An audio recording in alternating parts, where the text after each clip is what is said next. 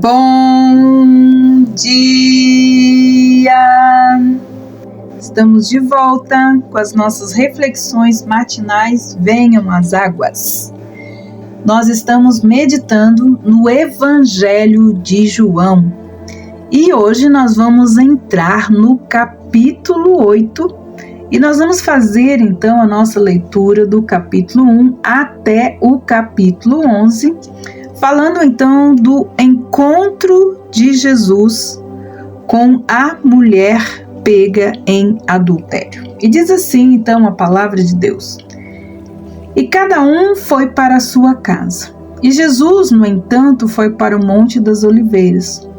De madrugada, ele voltou novamente para o templo, e todo o povo se reuniu em volta dele. E Jesus, assentado, os ensinava.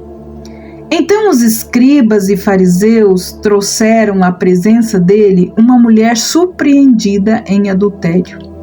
E fazendo-a ficar em pé no meio de todos, disseram a Jesus: Mestre, esta mulher foi surpreendida em flagrante adultério. Na lei de Moisés, nos ordenou que tais mulheres sejam apedrejadas. E o Senhor, o que tem a nos dizer? Eles diziam isso tentando-o para terem o que lhe acusar. Mas Jesus, inclinando-se, escrevia na terra com o dedo. Como eles insistiam na pergunta, Jesus se levantou e lhes disse: Quem de vocês que estiver sem pecado, seja o primeiro a atirar uma pedra nela. E inclinando-se novamente, continuou a escrever no chão. Mas eles, ouvindo essa resposta, foram saindo um, a começar pelos mais velhos, até os últimos, ficando só Jesus e a mulher em pé diante dele.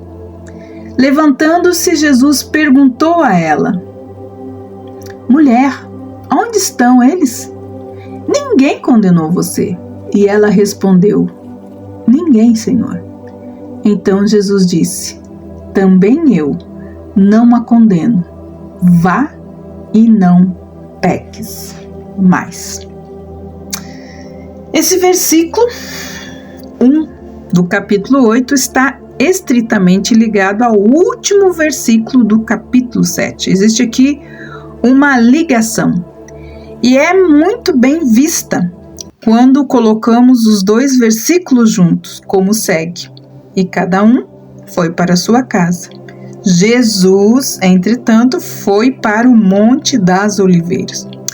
O Senhor tinha dito: As raposas têm os seus covis e as aves do céu têm os seus ninhos, mas o Filho do Homem não tem onde reclinar a sua cabeça. O Monte das Oliveiras não era distante do templo.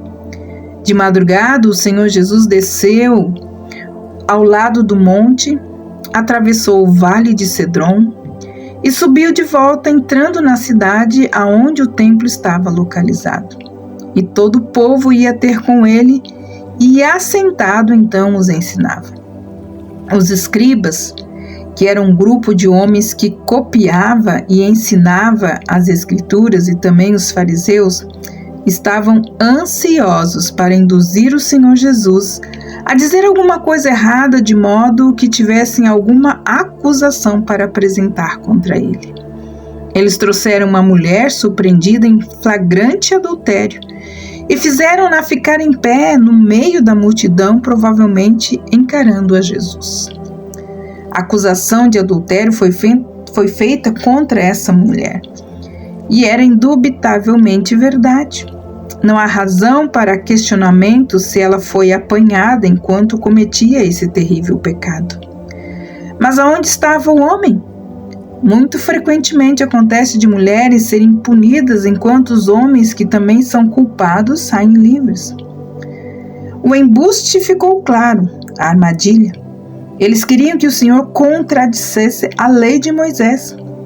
Se obtivesse então êxito em fazer isso, então poderiam virar o povo contra Jesus. Lembraram o Senhor que na lei de Moisés, que a pessoa que era apanhada em flagrante adultério fosse apedrejada até a morte. Para então seus propósitos mal intencionados, os fariseus esperaram que o Senhor discordasse. Então perguntaram a ele o que teria a dizer sobre aquele assunto. Pensava que a justiça e a lei de Moisés exigiam que ela servisse de exemplo. Mas encontrar uma pessoa pior, muitas vezes, acalma o coração depravado do homem. Ele pensa que o pecado maior de alguém justifica ele próprio, enquanto acusa veementemente censura o outro. Esquece então do seu próprio pecado e até se alegra na sua iniquidade, pensando que a iniquidade do outro é maior do que a sua. Aqui eles não tinham uma acusação real contra o Senhor. Eles estavam tentando fabricar uma. Sabiam que se deixasse a mulher ir livre, ele estaria se opondo à lei de Moisés e o acusariam então de ser injusto. Se em contrapartida condenasse a mulher à morte, poderiam usar isso para mostrar que ele era um inimigo do governo romano. E poderiam também dizer que não era misericordioso. Então Jesus, inclinando-se, escrevia na terra com o dedo. Não há absolutamente nenhuma maneira de saber o que ele estava escrevendo. Muitas pessoas estão confiantes de que sabem, mas o fato é que a Bíblia, ela não nos conta. Insatisfeitos, então, os judeus ficaram insistindo em que ele desse alguma resposta. E então, simplesmente, Jesus declarou que a penalidade da lei deveria ser executada, mas que isso deveria ser feito por aqueles que não tinham cometido nenhum pecado. Assim, o Senhor confirma a lei de Moisés. Ele não disse que a mulher deveria ficar livre da penalidade da lei, mas o que realmente fez foi acusar cada um dos homens de ter pecado. Aqueles que desejassem julgar outros deveriam ser puros. Esse versículo é frequentemente usado para justificar o pecado. O significado é que estamos livres da culpa porque todos os demais também cometeram erros. Mas esse versículo não justifica o pecado. Antes condena aqueles que são culpados, mas que nunca tenham sido apanhados. Então, tornando-se a reclinar, o Senhor continuou a escrever no chão. Essas são as únicas ocasiões registradas do Senhor escrevendo alguma coisa. E o que ele escreveu foi apagado da terra há muito tempo. Os que acusaram a mulher foram acusados pela sua própria consciência. Eles não tinham nada mais a dizer, foram saindo um por um. Eram todos culpados, dos mais velhos até os últimos. Ficou apenas Jesus e a mulher em pé diante dele. Em graça maravilhosa, o Senhor Jesus mostrou à mulher que todos os seus acusadores tinham desaparecido. Não podiam encontrá-los em nenhum lugar. Não havia uma única pessoa de toda a multidão que se atrevesse a condená-la. A palavra do Senhor aqui provavelmente é um tratamento bem respeitoso. Quando a mulher disse: "Ninguém, Senhor", Jesus pronunciou aquelas maravilhosas palavras: "Nem eu tampouco te condeno. Vai e não peques mais."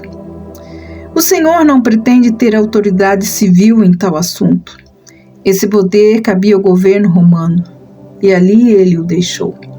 Ele nem a condenou, nem a perdoou. Essa não era sua função naquele momento, mas ele fez uma advertência a ela de que deveria abster-se de pecar. No primeiro capítulo de João aprendemos que a graça e a verdade vieram por meio de Jesus Cristo. Aqui estava um exemplo disso. Nas palavras: "Nem eu tampouco te condeno." Temos aqui um exemplo de graça. Mas vai e não peques mais. Temos palavra de verdade. O Senhor não diz: "Vai e peque menos", o menos possível. Jesus Cristo é Deus e seu padrão é a perfeição, perfeição absoluta. Ele não pode aprovar o pecado em nenhum grau. Assim, ele apresenta a ela o perfeito padrão do próprio Deus. Vai e não peques mais.